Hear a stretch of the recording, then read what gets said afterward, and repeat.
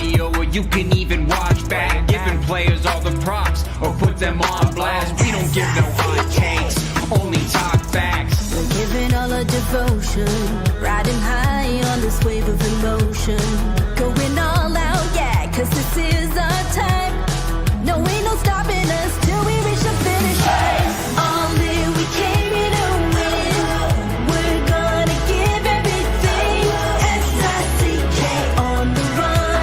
S-I-C-K, sick, sick. On fire, we're ready to fight. We'll bring the house down tonight. S-I-C-K on the run. S-I-C-K, sick, sick. Play it on the car ride, play it when you lounge. X and O, you know that we can hold it down. Shout out to my man Sammy, got it off the ground. And to all the listeners tuned in right now, got debates, analysis, and speculation. This is sports talk for the new generation. You know where to find us, got a reputation. Sick podcast, your #1 sports destination. Giving all our devotion, riding high on this wave of emotion. Going all out, yeah, cause this is our time.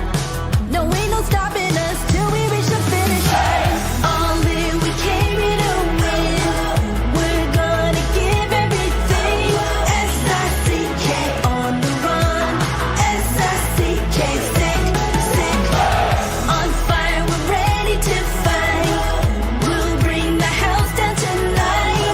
S-I-C-K on the run. S-I-C-K, sick, sick. S-I-C-K, it's the sickest podcast. Tune in for the audio, or you can even watch back. Giving players all the props, or put them on blast. We don't give no hot takes, only talk back. S-I-C-K, S-I-C-K, S-I-C-K, S-I-C-K, S-I-C-K, S-I-C-K, S-I-C-K. all in, we came here to win. We're gonna give everything. S-I-C-K on the run. S-I-C-K, sick, sick.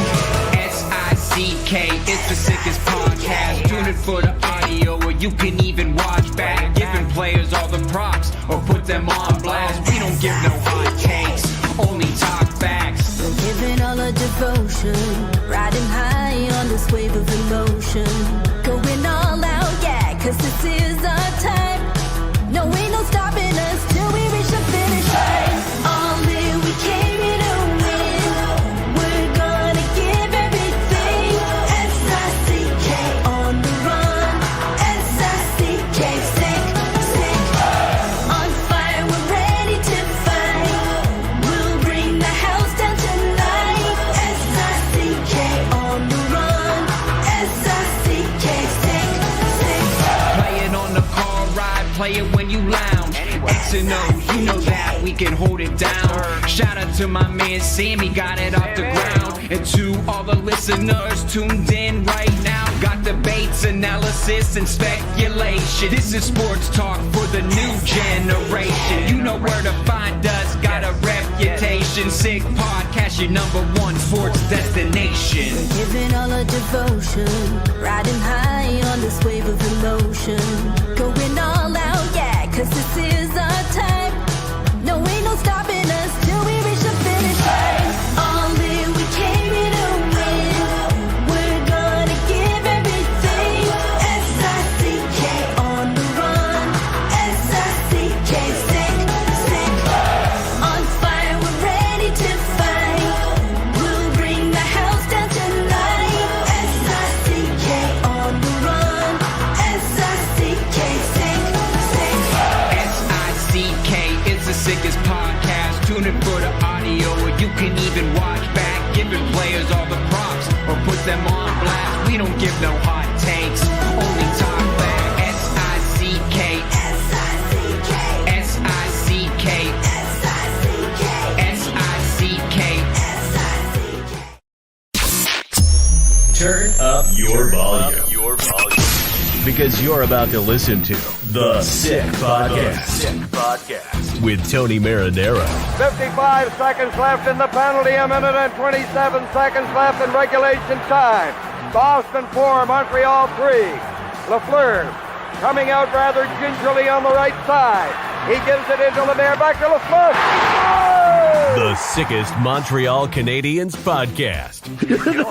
You're in the fall! Sports entertainment like no other. Rejoint, on lui fait perdre la rondelle, une passe devant. Et c'est le dégagement et ce sera la victoire des Canadiens. Coupe Stanley pour les Canadiens. Le 23e de l'histoire. You found the dogs! John, you found the dogs! He found the dogs! And all together, they worked a young team to the top. And now, a 24th Stanley Cup banner will hang from the rafters of the famous Forum in Montreal. The Canadiens win the Stanley Cup. Brought to you by Energy Transportation Group. Driven to be different. La Tibi. Embrace your true nature. And Playground, your premier gaming destination. It's gonna be sick. Marinaro, the Sick Podcast on this Tuesday, February 11. We are live. Thank you, everyone, for watching. Brian Wilde from Global TV Montreal will be with me in just a couple of minutes. Once again, I welcome to the Sick Podcast several days ago, Bomboloni Boss. And I want to let you know they weren't only a hit for the Super Bowl. They're actually going to be a very, very big hit for Friday, Valentine's Day, and Valentine's weekend. Bombolonis are now available. Bombolonis are shaped as hearts. Their flavors include strawberry mascarpone, Biscoff, salted caramel, chocolate custard, and Oreo cheesecake. Order online at bomboloniboss.com. From now on, I am no longer Tony Cannoli. I am going to be Tony Bomboloni. It's bomboloniboss.com. Also, go all the way with Betway. Get a free bet up to $200 if your first bet loses. Scan the QR code on the screen or click on the link in the details section to create an account. Redeem your welcome offer. Offers only available for new customers. Terms and conditions apply. Offers not available in Ontario. Must be 18 years of age and older. Please play responsibly. And if you are going to do so, you can put $1 or $2 on who will win the Four Nations Tourney. It's one of the things we're going to talk about. We're going to talk about the Montreal Canadiens. We're going to talk about Patrik Laine, who had a few things to say earlier today after his team Finland practiced. We're going to talk about the Montreal Canadiens playoff chances. We're going to talk about long-term hope. We're going to talk about Jake Evans talking in the past tense. We're going to talk about NHL trade deadline, and we're going to talk about Ivan Demidov. We're going to try and get that in what will be an abbreviated version of the Sick Podcast over the next week to 10 days. Let's be honest here. The Montreal Canadiens are going to play their next game on Saturday, February 22nd. So over the next 7 podcasts or so, you can expect an abbreviated version. It won't go as long as they normally do, but you're still going to be able to get your fill just as much as they fill the Bombolonis. All right, okay. Brian Wilde, how are you? I'm very well. I have a question for you, listening to you sounding so Italian there. You ready? Yes. How many languages do you speak, actually, perfectly? You speak the big three, of course, Marinaro, Italian, English, French. So to answer your question, I speak 5 languages. 5? English, French, Italian, Spanish, and Portuguese. But many will say that I don't speak any of them very well. No. Yeah. No, but seriously, how did you learn? I mean, obviously you learned French because you lived in Montreal. Yeah. But how did you learn the other two? Both my boys had stints where they played soccer in Spain and in Portugal, and I just figured that I if had I a was little going to stint go, where I lived in Spain too. I didn't learn the language, but well, you know what? They were in an apartment. You had to deal with landlords. You had to deal with all kinds of stuff. Then you pick a language up, of course. You had to open up a bank account in the banks and stuff like that. So look, they don't speak much English there, so you have no other choice. So, but once again, I can say a few things. I understand everything. I get a few words wrong when I speak. Can I carry on a conversation? At one point, I might get lost and I might have to look at my phone and Google. But for the most part, I think I can get by. Yeah, that's pretty good. You know what, good, my man? That's pretty good. You know what? I don't have a university education, and I always would have loved to have had one, but unfortunately, I was not accepted in university because of an administrative error that was my fault. I actually thought I dropped a course in college, which I never really dropped. So I ended up getting a 0 on my transcript, and I never got accepted into university. And that was always very disappointing But the fact that I think I'm able to communicate in 5 languages, I'm pretty proud of that. That's my university degree, Yeah, you should. All right, be. okay. That's pretty impressive. Let's talk about, first of all, the big news, okay? At the Four Nations tourney, it's official. John Cooper announced his starting goaltender. And as I told Eric Engels last night, I had a feeling it was going to be Jordan Binnington. He had a feeling it was going to be Adin Hill. I'll do my old Barry Horowitz from the WWE. I'll pat myself on the back on that one. I didn't have much intel on this. I was told by someone close to the situation that yesterday at practice, the goalie coach and Cooper both went over to talk to Binnington for a bit. So I figured that was a signal. But Brian, I was going on this more so that the GM of the team and the goalie coach of the team both work for the St. Louis Blues. Yeah. What do you think? Jordan Binnington's your starter for Canada. Well, I mean, we all know that we're weak in net, Canada now. We're not the era of Waugh and Brodeur, or even Curtis Joseph for that matter, who was the best goalie or the second best. That's far down the line to find Craig Binnington and top goalies in the NHL. So they're relying, and Canada is a nation. So we are relying. I love using we, talking about Canada. Isn't that great? You can dispense of it all and not worry about it and just go with the big we. We are relying on him to find that playoff magic, but that was a long time ago, that playoff magic. And he hasn't been a dominant goalie. So we'll see how it goes until he faces 18 shots because Canada's so good. So I'll say this. I think for the last 4 years, Adin Hill has been a better goalie than Jordan Binnington. Yeah. Now, Binnington had a pretty good season last year, but I still think for the last 4 years, Adin Hill has been better. Adin Hill won the Stanley Cup 2 years ago. Jordan Binnington won the Stanley Cup 6 years ago. But I'm going to make you privy to a conversation today that made me laugh. This is good. It'll be short but sweet, okay? So, I'm ready. As you know, I'm on JC's TV show on TVA Sports, Monday to Friday. It's on between 5 p.m. and 7 p.m. And I have a hit every night at 5:30 p.m. This week, the hit is actually taking place from the Bell Center. So TVA Sports rented out a loge in the Bell Center, and we're actually in the loge, and we're doing it from there, obviously, so that we're, the ambiance, and we're in the Bell Center. So the show's taking place in the loge, and everyone who's going to appear on the show but is not on are actually in the loge next door, and they're doing makeup there, and they're talking and whatever. So I go on, I do my hit, and I said, I figured it was going to be Jordan Binnington, but I think Adin Hill's been the better goalie for the last 4 years. And I said, the big reason why it's Jordan Binnington, of course, is, the GM and the goalie coach are both with the St. Louis Blues. So I do that, and then my hit's over, and I go over to the adjacent loge, and I find Max Lapierre and Michel Bergeron conversation. So they invite me over, and I go over, and Max Lapierre says in French, "Hey, t'as oublié quelque chose de Binnington." He says, "You forgot something." And I said, "Oh, what?" And he says, "La relance." And, when he said you forgot something, even Michel Bergeron opened his eyes, and he was very attentive. And Max said, "La relance." He said, Binnington is the best of the three to play the puck. And he's going to play the puck. They have some amazing forwards with speed on Team Canada. They want to get that puck. They want to get that transition game going. I thought it was a very solid point. And Michel Bergeron looks at him and goes, "Avant la relance, il faut que t'arrêtes la rondelle." Yeah, exactly. He's going to relance it by taking it out of the net. He said, Michel Bergeron says, "Yeah, well, the stick handling is important, but stopping the puck is even more important." But the way he said it was really funny, and all of us laughed, right? And it was pretty funny. Roger Brulotte was with us too.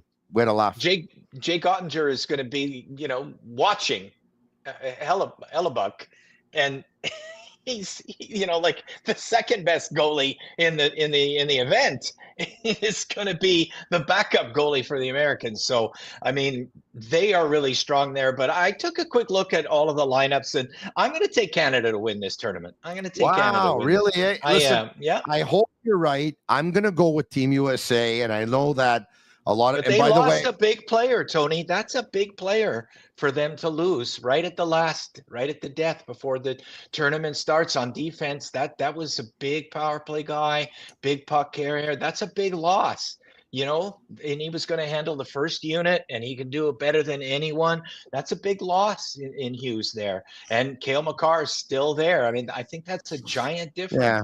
You know what? I think I had USA as my pick before Quinn Hughes got hurt, and I probably should change. I get it, but I look. There's a couple of people in the chat that are probably really upset, but don't get upset by any means. I want Canada to win, but I think that I don't know. I think the States are obviously stronger in goal. Sure, clearly. I think they're deep. I think they could have used Cole Caulfield.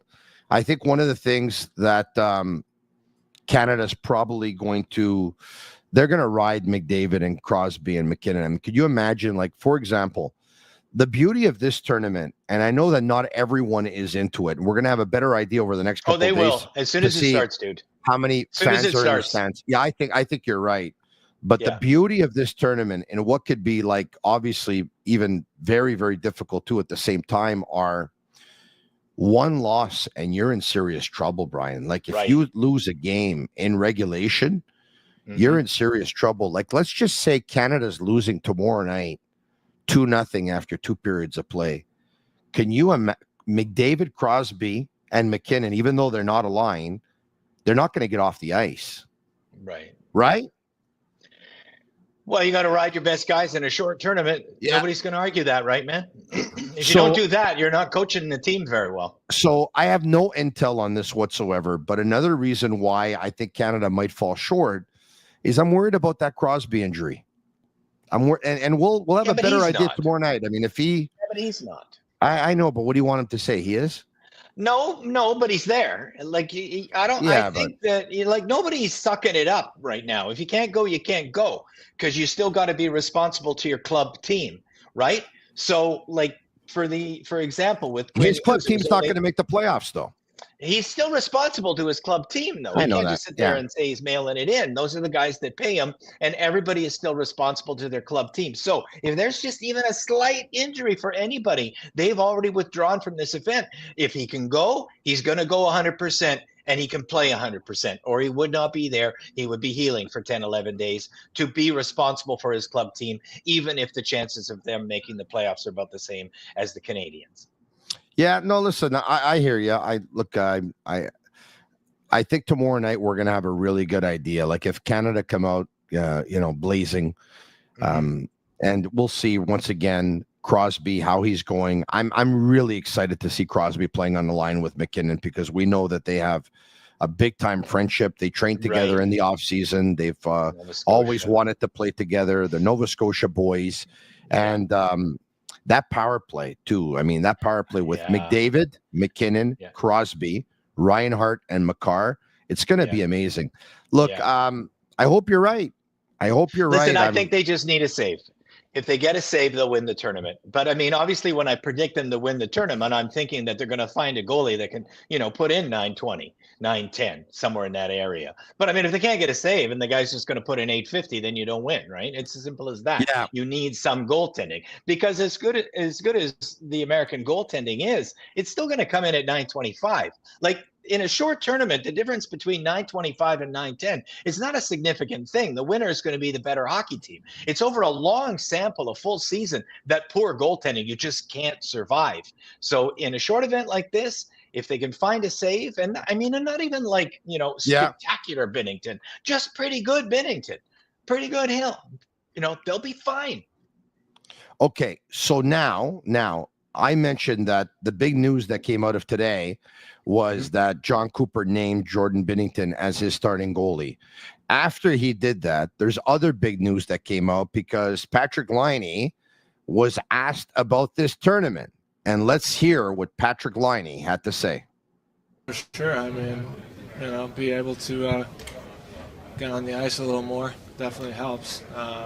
That's been kind of limited, the past couple weeks. But with the guys I'm playing here, definitely going to see more ice time. So that's going to help. Obviously, it's hard to get going when you're not, been able to perform. But yeah, I think it'll be a good turning point just to play good here and gain confidence and just keep it going with the team for the rest of the year.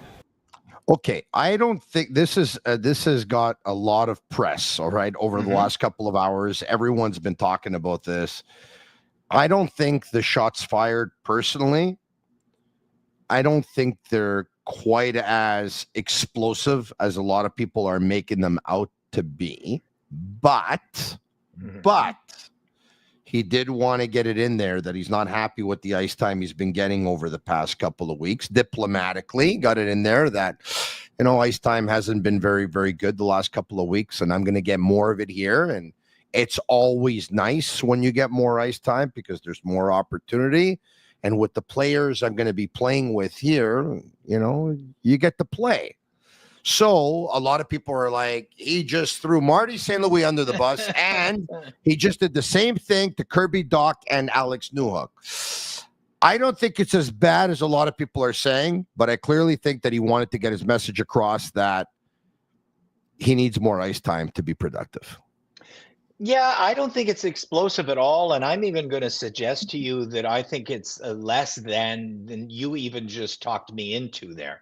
I don't think it's that much because the 4 key words there that he says at the 3/4 mark of that clip are when you're not performing. Like that's him taking responsibility for not getting much ice time. When you are not performing. In other words, if I were performing, I would get more ice time. If I were a better hockey player right now, I would get more ice time. So I think he didn't actually really throw anybody under the bus except himself for not playing very well. You know what I love about this guy? Because there's stuff I love about him. He's very open, eh? He's very candid. Yeah, absolutely. Like he just tells you what he feels. And yeah, I'm cool with that. It might, a lot of people might think, they might interpret what he says the wrong way and stuff like that. But I think he's very candid. I think he's very open. And basically what he said is the truth. He hasn't been performing up to standard. So he hasn't been getting a lot of minutes lately. And it's always fun when you get more minutes because you have more of an opportunity. I don't, look, I love to sit here. I'd love to sit here and tell you that what he said was explosive and go on this entire podcast and just ride the wave and do the same thing on the radio tomorrow. He got in a subtle way of saying that he'd love to have more ice time, but it was all done very, very diplomatically. And I didn't see much very bad intent. I didn't. I have a question for you and for the listeners and the audience on the podcast watching us right now. Here's the question. He finishes a shift last week, about 4 or 5 days ago, and he gets back to the bench and he slams his stick against the bench in frustration. When he does that, who's he frustrated with? Martin St. Louis? Himself. Himself. Yes. He's frustrated. So even with his actions, he's telling you he's taking responsibility there. He's mad at himself. He's not achieving his goals. He didn't like that shift. He's pissed off. And that's at himself. Now, look, at the end of the day, only he knows. I would be willing to bet, like, guys that have done great things before in this league, they put pressure on themselves to perform. Like everyone wants to perform. He puts pressure on himself, so much so that he gets very, very anxious and very nervous before games. And he needs to talk to a therapist, as he told us so openly so, about 3 times per week to help him deal with his nerves before a game and with his anxiety. I think when he comes back and he slams his stick, he's like trying to find answers. He's trying to produce. He's trying to get going. He's trying to help his team. And right now he can't do it. And it frustrates him. Yeah, and let me just go back to, obviously he was in the program and everybody was wondering why he was in the assistance program. And it was, we learned by the way he finally opened up after that it had to do with anxiety and mental illness, mental health that wasn't perfect. And he said he's better now. But, anybody that's ever had that knows that it's a battle that goes forever. It's not a battle that you just say, oh, it's over now. It's not an over now. You don't have the brain. You have a brain that will always keep you struggling. You have a brain that is always going to be teaching you lessons. You have a brain that's always going to have its bad days. And the fewer bad days and the faster you can get out of them is what therapy is for. And that's why he's going. But it doesn't mean anybody ever beats that. It means you're trying to make it less a product of your life. So when he has that anxiety right now and he feels the need to see a therapist 3 times a week, it's because he needs to. Yeah. It's not for fun. Of course not. No. You know what I mean? Yeah, of course not. So it will be something he's combating all of his life. And so there's going to be times for him that are just a little bit worse than when somebody else goes in a slump. You know what I mean? Yeah. Some guys, like when they just have a laissez-faire attitude about things, like there's another type of brain that worries about absolutely nothing. Oh God, I wish I had that brain. But some brains, they worry about nothing. They sleep easily, their head hits the pillow and boom, they're out. They can have everything in the world bothering them, but it doesn't bother them. Right? That guy goes into a 15, 20 game like goal scoring slump, and it's like, I remember Scott Gomez. Remember Scott Gomez? He hadn't scored in like 1,500 games. You talk to him and be like, I'm just doing the best I can, and it's you know what I mean? And you'd be interviewing him going, like, does this guy care at all? But I mean, he just had like a brain that it just wasn't gonna bother him. Yeah. Didn't help him to score any, but with the Canadiens, but that was his brain. So it was 50-something games. It's not going to be easy. Wasn't it like 50-something games? I think it was more actually before he scored. I think it started with a 7. I think it was like 70-something. Maybe somebody can help us. Really? I mean, we're live, right? I'm pretty sure on the bottom screen. I'm pretty sure it was a lot of games, dude. I'm pretty sure it was in the 50s. I'm sure the Shane Gaumont and Master Control is looking it up right now. Oh, okay, and but it was. And we'll give us an answer any second. Now, I think it was in the 50s. Anyway, some guys are cool with it and some guys are not cool. Some guys worry like crazy and it makes their slumps even more painful to them, but it doesn't necessarily add games. It doesn't stop you from being a good hockey player. You're still trying to find solutions. And I think that's what he's trying to do is find solutions. Like he may be out of shape, It was a knee injury. So it's hard to stay in shape with a knee injury. I mean, what are you going to do? Arm curls? You know what I mean? It's hard to get cardiovascular from your arms. You understand what I'm getting at? Yeah. So like he went back to play hockey exactly when his legs were ready, but that didn't mean he found something to do for, when you can't make your heart work because your legs don't work. You need your legs to make your cardio work. So he may be out of shape, and it would have been nice for him actually to, just get on the bike break instead of a hockey break, to be honest, because this tournament could go badly for him. Like he says, oh, this is great. I'm going to get lots of minutes. I'm on the second line. Well, what if he doesn't perform? I mean, he could be Capo Caco by the time it's done, the 13th forward. Yeah. Speaking of, he ended a year-long drought. So here we go. February 10, 2012. Okay, February 10, 2012. Says the Canadian Press, Scott Gomez's lengthy goal drought is finally over. The much maligned Montreal forward scored a power play goal Thursday in the Canadiens game against the New York Islanders, ending a goalless skid that lasted over a year. Yeah. Over a year. Wow. Isn't that something? Yeah, I was there for all of them. And when he scored that night, he was almost embarrassed to answer questions, obviously, right? He had 7 assists in 24 games the season before and 7 goals in 80 games the season before that. He was in his fifth year at $51.5 million contract that he'd signed with the Rangers. All right, okay, so it was over a year. That's crazy. Okay, Ryan Patrik McDonagh. Laine. Speaking of which, yeah, they gave up Ryan McDonagh. And by the way,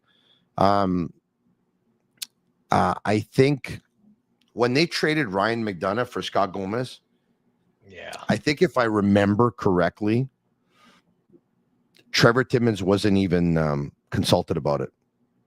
He drafted Ryan McDonagh, and he was shocked that he was traded. He had no idea that Ryan McDonagh was going to be traded. When he was traded, I don't think he was a very, very happy guy.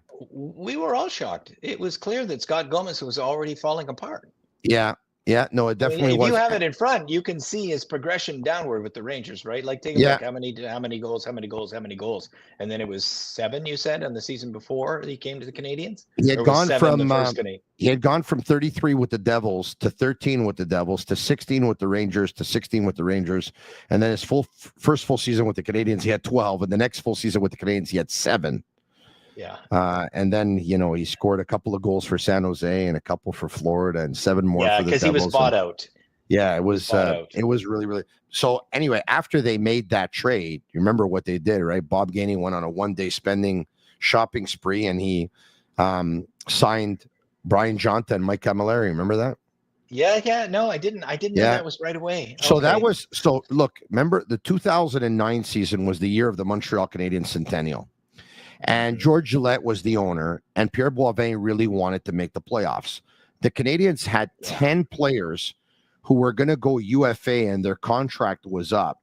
They had a chance to trade every single one of those players and stockpile assets and draft picks, and they chose not to because Pierre Boivin absolutely wanted the Montreal Canadiens to make the playoffs.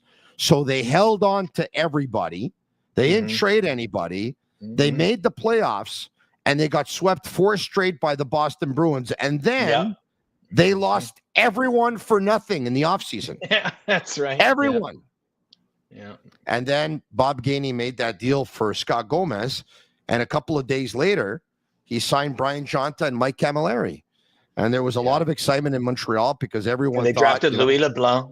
Yeah, and they thought, okay, you know what? The Canadiens are going to turn this around. And then that first year, Yaroslav Halak stood on his head and stopped everything against the Washington Capitals, beating them in 7 games, game 7 being in Washington. I believe game 6 in Montreal. I think Halak made 54 saves or something like that. That was the night he made 52, 53, somewhere in there, That was, by the way, since I've been covering the Canadiens, that's the best goaltending performance I've seen from a Montreal Canadiens goaltender, considering it was the playoffs, considering it was the Washington Capitals who were first in the conference, and considering the firepower the Capitals had, that was the best goaltending performance single game performance I saw from a Canadiens goaltender since I've been covering the Canadiens, which is back since 2002. I believe anyway. I think so. Off the top of my head, I think that was the one.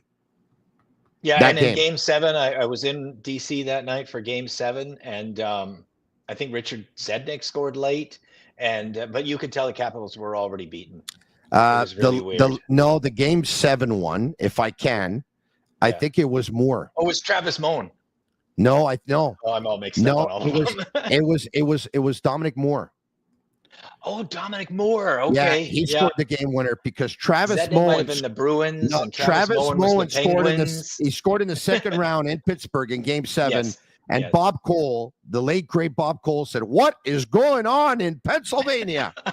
Travis Moen made it 4-0. I think he made it 4-0. And so the Canadiens beat the Capitals. Let's have more of those playoff good times, eh? They beat the Penguins in 7, and then they ran out of gas versus Philadelphia. They lost in 5 games. Yeah, Michael Leighton. Yeah, they beat 2 superior opponents. Yeah, and then they lost to Michael Leighton, who ended up losing in the Stanley Cup final to Antiniemi. Yeah. Good times, eh? Yeah, let's have more of those playoff times. Hey, let's bring those back. I think it's coming. We're going to get to the Canadiens' long-term hope in a second, but before we do, Patrik Laine, who's he going to be on a line with? Let's bring it up. There you go. Laine will be playing right wing with Aho at center and centerman Rupe Hintz playing at left wing. The first line is going to be Barkov in between Rantanen and Lehkonen. Haula will have Armia on his right and Teravainen on his left. Lundell, Granlund, and Lester Ryan. And Granlund will be playing right wing. Capo Caco, by the way, is going to be the extra man out. But you know what? A lot of people look at Armia and say, yeah, you know what? Finland's not that strong this year. But credit to Armia for not being the odd man out, eh? He's in there. Yeah. And he's not on the fourth line either. He's on the third line. It's a nice player. You know? I hope they can sign him. I think he's a really useful utility player. Not everybody is a star. You have to have the Armias in your lineup too. He's a nice player, and he's having a nice season. Isn't that incredible to see Lehkonen in the first line at the Four Nations tourney? He's on the first line. I'm not surprised. I loved him when he was here. I never thought he was used well. I thought they always limited him, and now he's a first liner in Colorado. He's a first liner for Finland. It's always been a great hockey player. And you know what? I'm not so sure he's a first liner, but it goes in like, it's a kind of like the same thing with Max Talbot or Pascal Dupuis playing on the first line with the Pittsburgh Penguins. Lines nowadays in the National Hockey League are more duos, and they look for someone to be that F1 that you keep talking about that goes in and does the dirty work and stuff like that. Yeah, that's why it was so good there. Yeah. Anyway, so he had his Anderson at his best hockey in a long, long time, and that was him being an F1 on a line that just didn't have one, and they ended up playing in the offensive zone a lot more than they did before that, and it just shows the value of that type of player, and it shows that line in its present incarnation with Laine on it just will not have an ability to play in the offensive zone enough.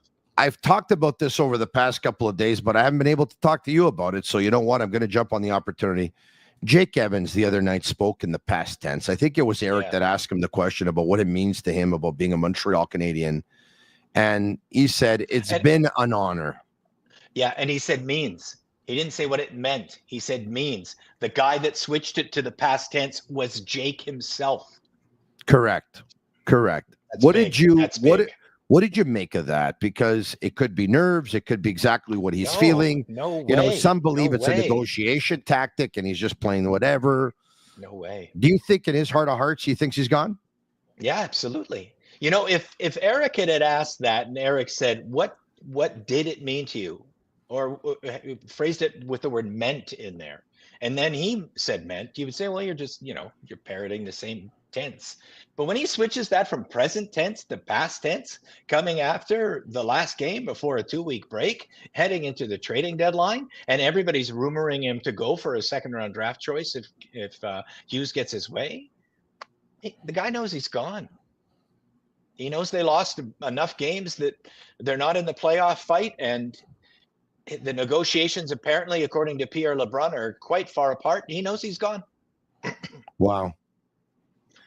When Pierre says they're quite far apart, Renaud Lavoie over the past couple of days, Eric Engels have been saying, hold on a second, we think they're far apart in years, in term, not in money.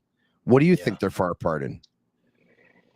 Both, probably both. I mean, when you're far apart, you tend to be far apart in everything, right? And listen, you have Eric on, and let me just blow Eric's horn for a second. I mean, Eric is really tight, with important people. He's really, really tight. So when Eric says that to you the other night, it's because Eric knows. So of course. Yeah. So, I mean, he knows, LeBron knows, the people that are tight with the management on this team who have some people that they trust, that they talk to, and they run things by. So every management team does. If they're all saying that, that's because that's what they're seeing right now. Now, and by the way, I know some people mean that it doesn't go the other direction, right? Yeah, I mean, things can change. We're not guaranteeing anything here. You're absolutely right. I mean, you're absolutely right. Eric is definitely tight, but you know what? We're not told everything. You're not told everything. I'm not told everything. Eric's not told everything. Case in point, I think Eric was on and said Patrik Laine will never join the Montreal Canadiens, and 2 days later it was done. And that's not to slight Eric, because Eric's got big time intel and a lot of information. But you're right. We're not given all the information all the time. We're told basically what they want to tell us, and what they don't want to tell us, they don't tell us. That's the way the game works. And I know a lot of people are going to be surprised to hear this, folks, but management teams, they do, give some information to members of the media sometimes, or run things by them, because they're kind of wondering, I think, too, what the fan reaction will be. It's they don't do this for fans, but I could tell you that there have been some management teams that wanted to know, like, what the fan base would think if certain things were done, or if they weren't. Tony, that's how I always word it, just like that. I Yeah. always word it that way, that when they do a trade, they're not doing it for the fans, but they want to know that they can sell it to the fan base. They're not making a trade. They know they can't sell to the fan base. And that's why Weber for Subban was such a shocker. Because I think that they were like, can we sell this to the fan base? But they loved Weber so much, they didn't care. Yeah. And they thought it was going to be, they didn't think it was going to be easy, but they thought it'd be hard, but they did it anyway. I've told you this before, what the straw that broke the camel's back on that trade was? I don't think I've ever heard this. Okay. So look, I knew that there were a few things that were going on in the room. And that not only in the room, but also Marc Bergevin was not the president of the PK Subban fan club. No. And let's just put it that way. Neither was Michel Therrien. And no, he wasn't. Or, I don't think he was at the time. No. And I remember there was a draft in Buffalo. And I remember going to the draft. And I don't have to go to the draft, but I said, I'm getting in my car and I'm going. My wife says, why are you going? I said, because this weekend the Canadiens are going to trade PK Subban. And I went to Buffalo, and they did not trade PK Subban. But ultimately, I think they ended up trading him on the Wednesday at around 3 o'clock or 3:30 in the afternoon. They ended up calling a press conference. They ended up calling a press conference for about 6 or 6:30 at night or something like that, right? And anyway, a week before the draft, I think there was the NHL awards ceremony in Vegas, and I'd love to bring this up with PK one day. And by the way, he's gonna end up joining me at one point here. We're gonna get it done at one point. And if I can, I'll bring this up with him if he feels like going there. A week before the draft, PK Subban gave out a quote, and he said something like, asked about, the team's season. And they fell short. They didn't make the playoffs. And he basically, in a nutshell, answered that everyone failed. The players, the management, ownership, everyone. Hear that. And there's some very influential members of the Montreal Canadiens that really, really bothered them, because they said, if he can say that one of the reasons why we failed was because of the owner, and one of the reasons why we failed was because of coaches or managers, imagine how bad it's going to get when his no trade kicks in, and then he has all the power. Right. And Brian, believe me when I tell you that quote, that was the straw that broke the camel's back. Like, they were almost there. The second he said that, they said he's gone.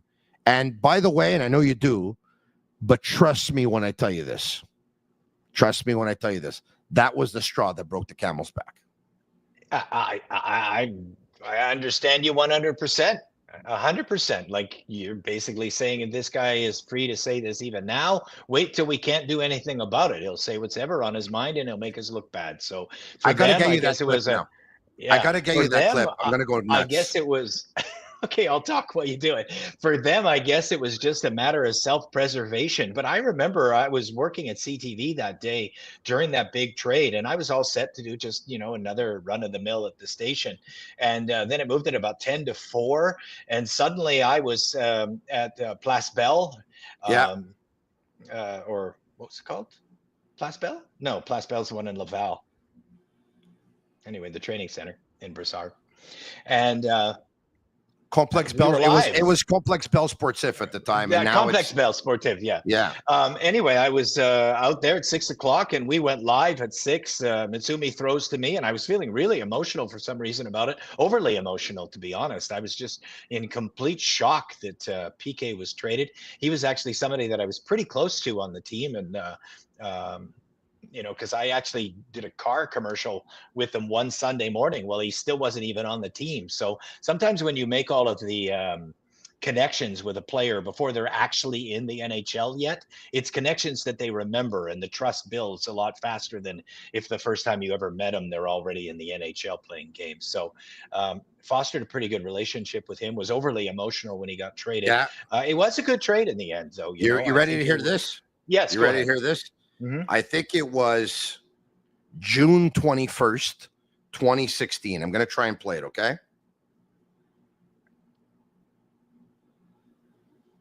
We had enough guys that performed well. Okay.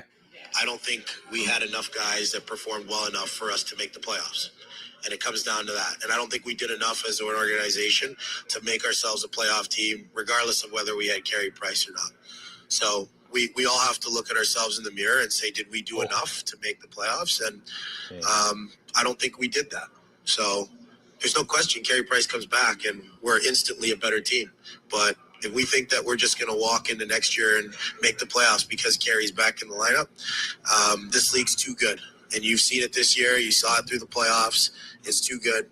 And we need everybody to be better from top of the organization down. Brian, I think that was on the 21st, and I think he was traded on the 29th.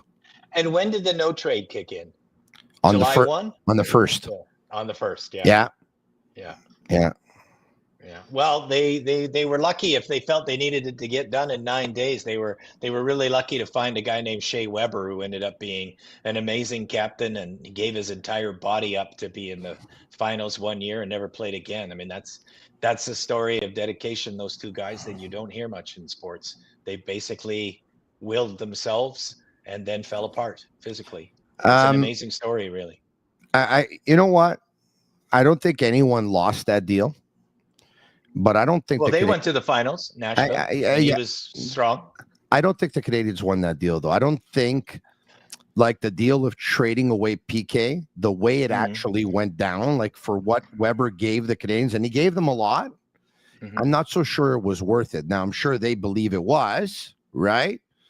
And I think the Canadiens won the deal. You think the Canadiens won the deal, eh? Yeah, I do. Yeah.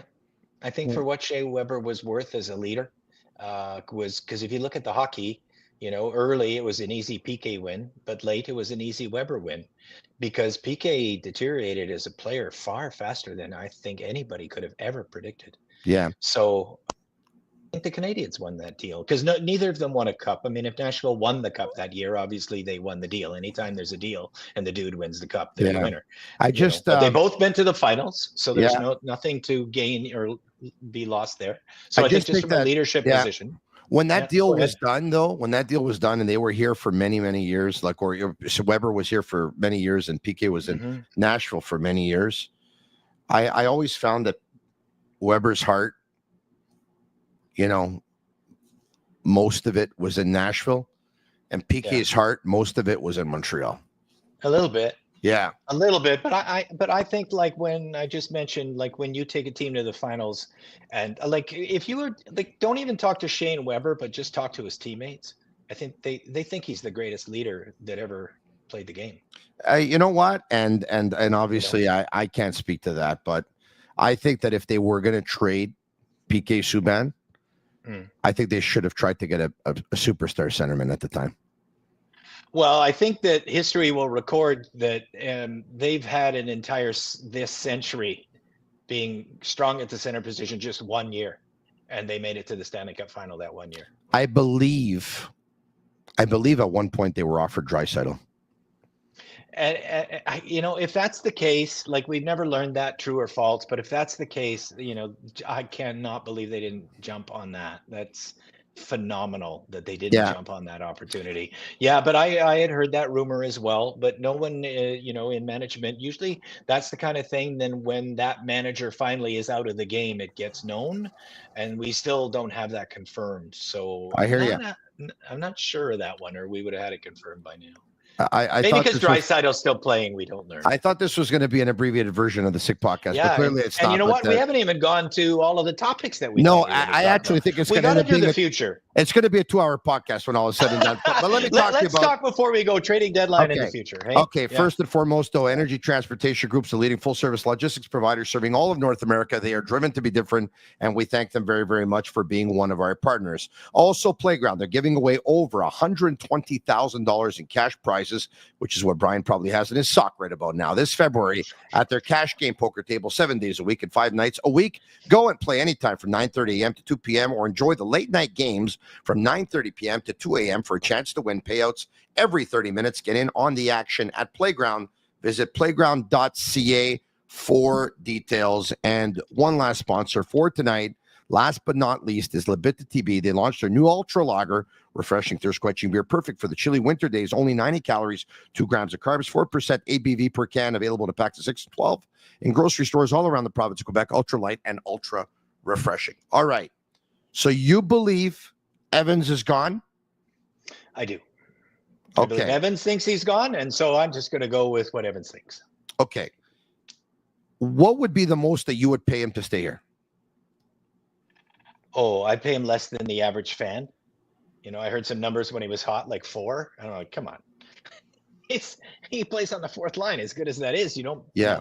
You know, what's the salary got to be when $4 million goes to a fourth liner? The only time guy makes $4 million on the fourth line is because he's lost his game, like Andrew Ladd. Yeah. You got a big contract. You cannot pay a player who's going to be on your fourth cannot. line by the time you become a very competitive team, $4 million a year. You cannot. The most I'm willing to go is 3 years, 10. Yep. I would go with that. Yeah. All right. Okay. Yeah. So I would offer him that. Playoff. You know what though? Like we said that, like we're geniuses, but Tony, there'd be a GM who'll pay him something crazy. There's always one. Yeah, I'm sure. Of course, that's why there are some bad contracts in the end. That's the thought process. That's Okay. And some bad GMs that get fired. 26 games left. Yeah. They got to go 19-7 to make the playoffs. And that's 93 points. 19-7. 19-7. They're done. Would you put $1 on Betway on that? No, I would not. I wouldn't do that at 20-1. I hate to say it, I wouldn't either. I'd love to continue to give hope, and people can say they went on a streak of 13-3 at one point. They did it before. They can do it again. I don't know. I really don't know. The sample is now 60 games, right? Almost 60 games. So yeah. This is what I think is probably gonna happen, Brian, is that, or should happen. If I'm Kent Hughes, they play in Ottawa on the 22nd.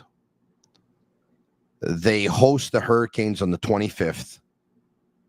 And they host the San Jose Sharks on the 27th. And then after that, they're in Buffalo versus the Sabres on the 1st. They host the Sabres a couple of days later on the 3rd. I don't know if they're going to wait for those 5 games after the 3rd. There's only going to be one on the 6th that they're going to be in Edmonton. I would probably give it 3 games. And then once you give it 3 games, if you haven't been able to make any ground, you have no choice but to be a seller. And Brian, I don't know if I'm missing out on something, but I've heard a lot of people say, if you're only going to get a 3rd or a 4th for this player or that player or this player or that player, keep them. But Brian, if you play those 5 or 6 games coming out of the Four Nations tourney and you lose all of them, good. You're not going to make the playoffs. I'll take the picks. I don't care what they are, right? I agree 100%. Yeah. Like I would have argued differently with you in January, because I think that you don't want to have a culture of losing over extended periods. But by the time that trading deadline is finished, we're talking about 18 games, and there's no way in the world a hockey team turns into a losing culture in the final 18 games of the season. That's not the way it works. Culture takes a lot longer than that. They actually have established a better winning culture this year. They got a taste of being a great team. They were the best team for 15 games. The goal is next year, make it the best team for 30 games. And that team makes the playoffs if you can do that for 30. So I think it's been a winning culture type of season where they got a taste, they were a good team, and they know that they can be a good team when they find that right winning formula, and that's what the attack will be. So yeah, trade them all that are unrestricted free agents. You're not turning into a losing culture team, because you don't know which one's going to land. I always talk about the math, Tony, and the math is bad, but you also don't know which one is going to land. You don't know 100%. So if somebody's going to give you something for a player that's gone anyway, then take that something. Brian, at one point, you and I are going to talk about long-term hope for the Montreal Canadiens, and we're going to have plenty of time to do so because we've been going 12 months a year on this podcast for the last several years, and I don't know if I'm going to be able to talk in yellow out of it.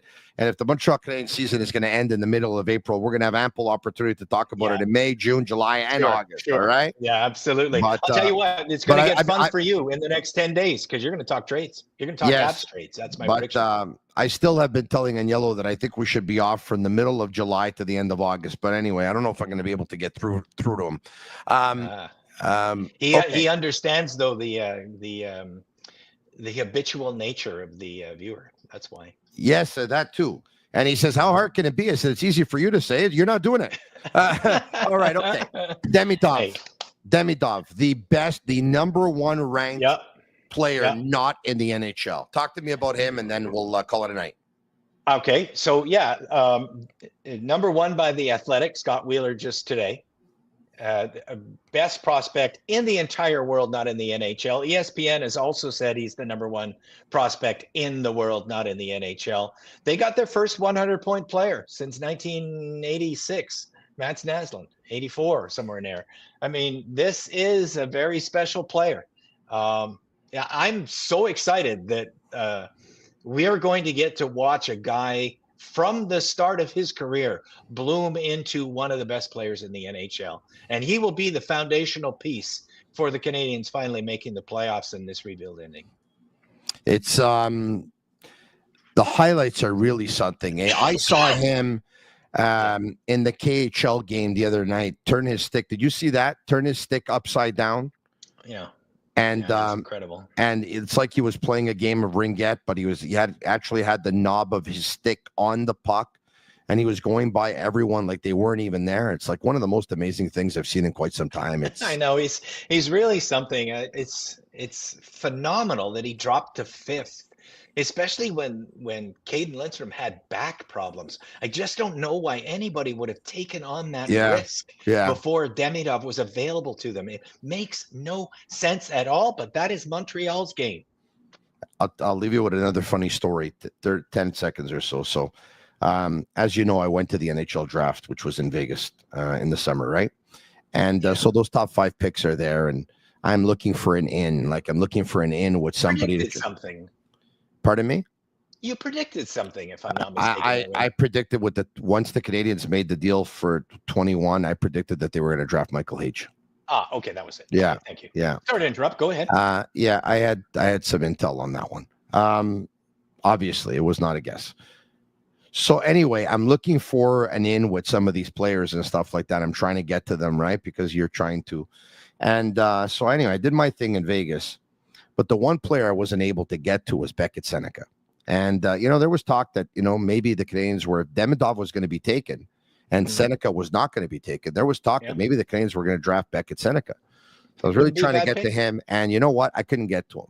So long story short, I'm at my cousin's house a couple of weeks ago and we're watching the Montreal Canadiens game and stuff like that. And they end up showing one of the highlight reel goals that Seneca scored this year in the Ontario Hockey League. And my cousin looks at her husband and she goes, "What a goal Beckett just scored, eh?" And I turn around, I'm like, "Beckett? Like, you know him?" Like that. She goes, "Oh, sure." She goes, our son used to play versus him all the time and he used to sleep at our house." Like, what? So when they would tell me that? So when they would have tourneys here, he would sleep at my cousin's house. And when they would have tourneys there, my cousin would sleep at his house. So, there I am trying to get to Beckett Seneca in Vegas. And all you had to do was find the right family member. And 6 or 7 months later, I find out that he was actually, he slept over at my cousin's house a couple of times when they used to play in tournaments. So, and this year they may draft in around the same area. I mean, they're not going to get the first 5. Those guys are well out of it. But, and like you to me, Tony, you said something really smart. I mean, you're not just selling all of these free agents for draft picks for the reason of being more loaded up as draft picks. You're also organically making sure your team isn't as good. Yeah, of course. So A, your team isn't as good, but B, by stockpiling draft picks, and everyone says, well, you know what? They already have so many, you're not going to be able to use them all. You can't, but you can package them in a trade. You can leverage them. Of course. Yeah. Brian, enjoy the hockey game tomorrow. And I'm so pumped. I want to let everyone know, I usually pre-record on Wednesdays with Craig Budden, but Craig's not available tomorrow. So I don't even know who I'm going to have on the podcast yet tomorrow. But what I do know is I'm going to be pre-recording tomorrow. I want to let everyone know because Agnello and I have actually been invited. Watch the game, right? we've been invited to go watch the game in a loge, and we don't want to pass up on the opportunity. So we're going to be at the game. So then when I'm going to be back on Thursday after that, I mean, I'll talk about my experience at the game and what my thoughts were on Canada versus Sweden. So we'll have a podcast for you tomorrow that, in all transparency, will be pre-recorded because Agnello and I will be at the game tomorrow night. But there will be a podcast tomorrow night. But once again, we won't be talking about the Canada versus Sweden game because it'll be recorded before the game. Thank you, Brian. We'll talk to you soon. Always a pleasure, Tony. Thanks Cheers. for having me. It's my pleasure. There you have it. Brian Wilde from Global TV Montreal. Special thanks to all of you for watching. Special thanks to all of our sponsors. By the way, trivia night. It's the first time when we're going to have this. I think it's not going to be the last. We're going to have a lot of fun. That's Quizmaster Brian, who's not Brian Wilde, as you can see. Habs Trivia Night is going to take place on Wednesday, February 19th, to test your Montreal Canadiens knowledge at La Belle et la Bouffe on Avenue des Canadiens de Montréal. Doors open at 6:30. The trivia begins at 7:30. $35 per ticket. You'll get entry to the quiz, a choice of 3 burgers. Trivia teams can be up to 4 players. Take a look at all our social media profiles and stuff, like all of our accounts, to be able to, we'll tell you exactly where you got to go sign up and what you got to do. We hope to see you there at La Belle et la Bouffe on Avenue des Canadiens de Montréal on Wednesday, February 19th for our trivia night. I'll be back tomorrow night on the Sick Podcast. Shane Gaumont on Master Control, thank you very much. Leave us a 5-star review on Apple. It's our way of feeling the love. Canada versus Sweden tomorrow night. First game of the 4 Nations tourney. Go Canada, go. And that's a wrap. Hope you don't miss us too much until next time. Follow the Sick Podcast with Tony Marinaro on YouTube, Instagram, Facebook, Google Play, and Apple Podcasts. The Sick Podcast is brought to you by Energy Transportation Group, driven to be different. Tibi. Embrace your true nature. And Playground, your premier gaming destination.